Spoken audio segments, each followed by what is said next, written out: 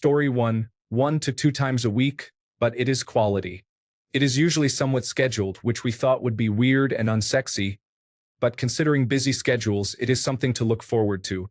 Just do not let the schedule make you think flirting and foreplay is not required. Story 2. I think the number of years married is irrelevant. Married 25 years now, and the only thing that ever got in the way of pretty much daily sex was the kids. Either because of interruptions or because one or both of us was just wiped out due to the stress and chaos of parenting. We were married for 7 years before we had any kids and went at it like rabbits all the time. If we didn't have weekend plans, we'd spend the whole day in bed. Not even pregnancy got in the way. If anything, she was even hornier while pregnant. After he was born, it was infrequent. I was lucky to get it in once a week until he started sleeping through the night. Picked up a little after that to a couple of times a week, but it wasn't crazy sex like we had before. It was slow and quiet, so we didn't wake up the cock blocker. He graduated high school last year and left for college. His school is 500 miles away. I started testosterone replacement therapy because of age-related low testosterone a couple of months ago, and she's starting menopause, so both of our sex drives are insane right now. We're like a couple of horny teenagers, and we have the whole house to ourselves again. It's on like Donkey Kong. I'm wearing those bed springs out, boys, and I'm about to be 49 years old. We're still as good as we ever were. The number of years you've been together isn't putting a damper on your sex life. The stress of life does that. Also, you gotta make sure your wife knows, and more importantly feels, how much you appreciate her, love and respect her, and you have to carry a fair share of the weight at home. Notice that I said a fair share and not an equal share. What's fair isn't always equal. Sometimes you need to carry more. Sometimes she does.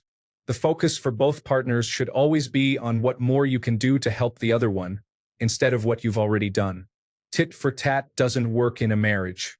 If either spouse is sitting down on the job when there's still work to do, they're not doing their fair share. Nobody is done working until all the work is done. Also, take care of yourself and care about how you look.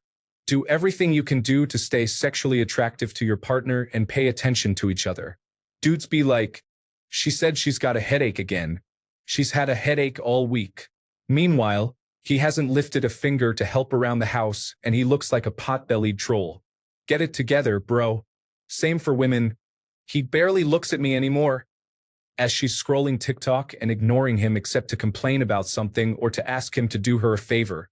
Despite how everyone acts, men need attention too. We have emotions and we need to be checked up on sometimes.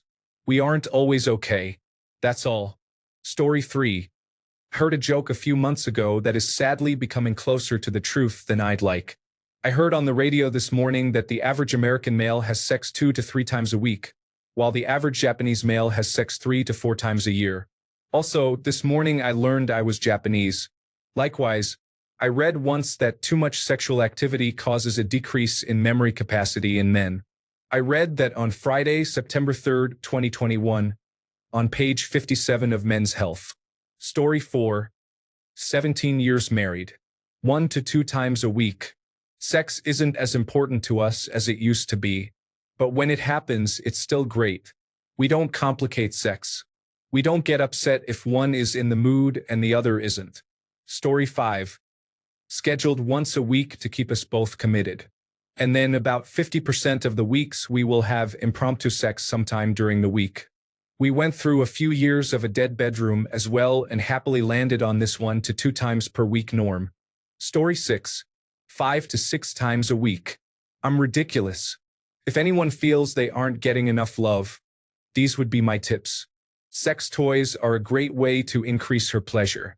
Experiment and focus all your attention on overwhelming her, and she'll get addicted to orgasms. We have long, passionate sex, and she now gets grumpy without it. She was not like that when we first started being intimate. Women can often struggle with modesty and body image, so reassuring her that you accept her desires and appreciate her beauty is important. I've always said men need to check their egos, and women need to let go of their modesty. Sex is about pleasing the woman for me, as nothing is better than making her orgasm. I'm also very aware of what my hands are doing and am very vocal. Engagement is important from both sides. Don't ever let her go through the motions. If she is, you need to figure out her needs. Romance is a never-ending process. No woman has ever felt she was getting too much attention when she was looking for it. If you're trying to introduce new things, once she feels comfortable with them, reassurance is important.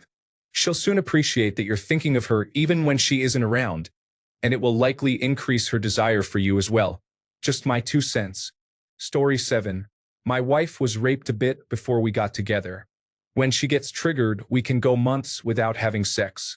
The longest was 7 months, if memory serves. When she is on, it can honestly be overwhelming. She wants sex almost constantly, and it is not uncommon for sex to happen 2 to 3 times a day for days or weeks at a time. Definitely quite the roller coaster ride. I would love to just have the average all the time, as it is either quite frustrating or exhausting. Story 8. I've been married for over 10 years. If it were up to her, we would go at it every night. My mental health issues make that impossible for me. If I have a good month, 7 to 10 times. In a bad month, maybe once. But when we do, it's rather vigorous. Story 9. In our late 50s here, coming up to 35 years married and together a total of almost 38. And with menopause and a youngest still at home but working, the answer is whenever we can. However, it can vary between a week of just nonstop and then nothing for a few weeks. The longest break was 6 months. Then at it again. You learn after a while that these things come in waves. It's neither feast nor famine, but it's definitely never a dry spell. As long as the affection, the touching, the kisses, and the moments of romance are there. It's more often than not a case of yay, the stars have aligned, get your gear off, than a, will I ever have sex again? For both, it can sometimes be a case of the mind is willing, but the flesh is spongy and bruised. But we also listen to each other, and if it's not happening because one is tired, then that's okay. We'd much prefer to do it when both are in the mood. That's not to say that if the break has been extended, and it happens that one will do it as a duty, but that's the exception and not the rule. And as someone else said, quality over quantity always. Some quick sessions are just simply awesome for both. Edit. And she said last night, isn't it nice that we can do this and we don't need little pills? Story 10. Almost never. Something they never tell you about children is that they have a preternatural sense for interrupting intimacy that borders on extrasensory perception. Can be midnight and they can have been asleep for 4 hours. The exact moment you start getting cozy with each other. You hear the pitter-patter of little feet coming down the stairs and, Mommy, Daddy, I had a nightmare that blue was actually called purple. The rest of the night is now going to be spent reassuring them that blue is still called blue when they wake up every 45 minutes or so to check, and you are not getting intimate. I also work nights while my wife works days, and she has a few health problems. With all these factors combined, we are functionally in a sexless marriage. I maybe manage it 2 or 3 times a year, sometimes less. Story 11. My marriage lasted 25 years. 3 to 5 times a week was normal during the entire marriage. Sometimes more, sometimes less. Once, we went almost 2 weeks without, and when she was pregnant and for a while afterward, she was in absolutely no frame of mind. Story 12. I've been with my wife for 30 years. It really depends on how life is going, so the range is broad. More often when we were younger, when we had kids it was way less often. Less often when we get busy and stressed out and are not as connected. Kids got older and we kicked it up a lot. But there are times when we can go a month or more without sex. There's certainly longer stretches without it now that I'm in my 50s and she's 49. I actually don't count or track it, and I don't think she does. The main thing is not that we're attracted to each other all the time. It's that she loves me a lot and still actually likes me. So she can be gotten in the mood very easily. Sometimes it can be as subtle as me coming up behind her and pressing my body against hers and running my hands up her legs, or I can give her man hints like if she bends down to pick something up, I can run up behind her and show interest. Or we can go on a date night and really focus on each other. It all helps the intimacy. I married a woman with an actual sense of humor, so I can be as covert or overt as I want with her. She's actually fun. Case in point. On Christmas, it was me and her, my oldest son and his wife, and my other 2 boys hanging out. We were getting ready to play some poker, and she was complimenting me on my hair. It's going gray, but she called me a silver fox, which was cute. Then she said she would let me do as I please, and my boys lost their minds. My oldest son made a noise of disgust and yelled, and my middle son muttered something and left the room, and my youngest son looked on wide-eyed in shock. She's kind of amazing. In summary, every couple is different. It's probably a good idea not to count. If you're like me, you're just lucky there's a woman who tolerates your few minutes of less than graceful attempts at intimacy. Good luck. Story 13. My wife and I agreed to only smoke after sex. I've had the same pack for 20 years, but my wife, she's up to 2 packs a day. Rodney Dangerfield. Story 14. Do not let the sex stop. Sex will not make a relationship, but it will certainly break one. When the sex stops, resentment sets in, and it becomes a nasty cycle of not doing romantic things because there is no sex. Story 15. Laughing out loud with an 8-month-old. Not as much as I'd like. We're like 2 to 3 times a month if I'm lucky. We've been married 5.5 years. My sex drive is through the roof, hers not so much. She got mad recently because I stopped trying. I told her if she wanted me to try more, then she should be down more. I get saying no sometimes, but I'm always the one asking or making a move. I have a fear of rejection from childhood trauma that she knows about. It really makes me depressed. I've told her it doesn't have to be sex, but even just to feel wanted with a touch. She won't do that. I'm an affectionate guy, and I never ask for anything crazy. I just want to feel loved for once. Story 16. I would be really curious to compare these results to a larger population in the United States. Moving in with your boyfriend can kill your sex drive, was how Newsweek distilled a 2017 study of more than 11,500 British adults aged 16 to 74. It found that for women only, lack of interest in sex was higher among those in a relationship of over 1 year in duration, and that women living with a partner were more likely to lack interest in sex than those in other relationship categories.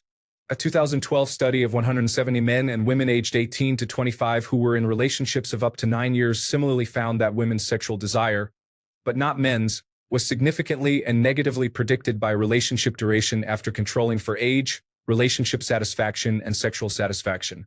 2 often cited German longitudinal studies, published in 2002 and 2006, show female desire dropping dramatically over 90 months, while men's holds relatively steady.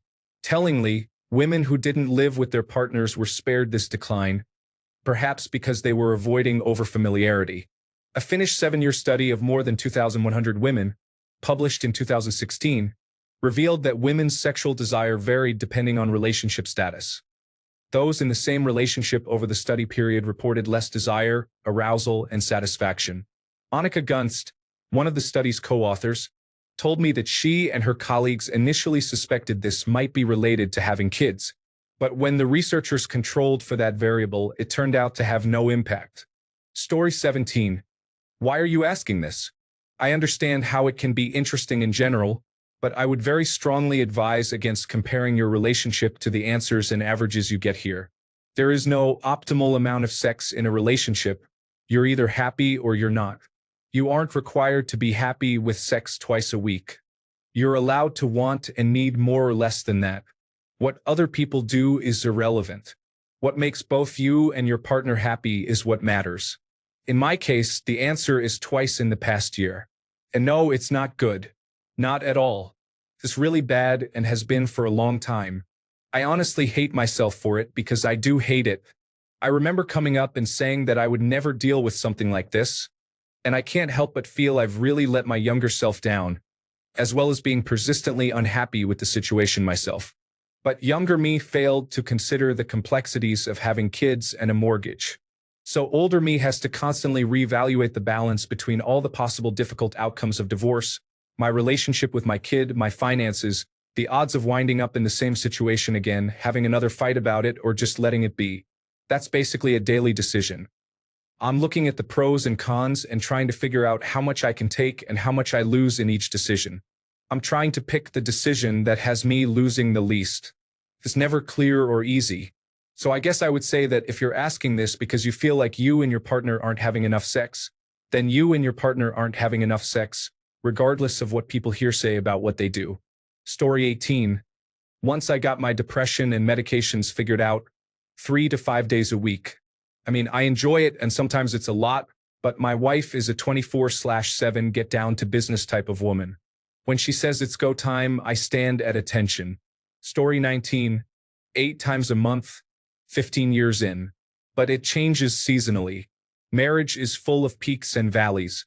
It's a crazy ride, but I wouldn't do life with anyone else. Story 20.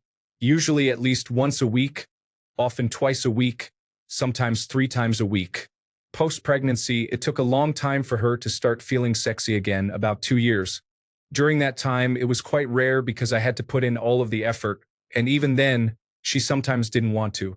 Once she started working out more and getting healthy again, her sex drive increased significantly.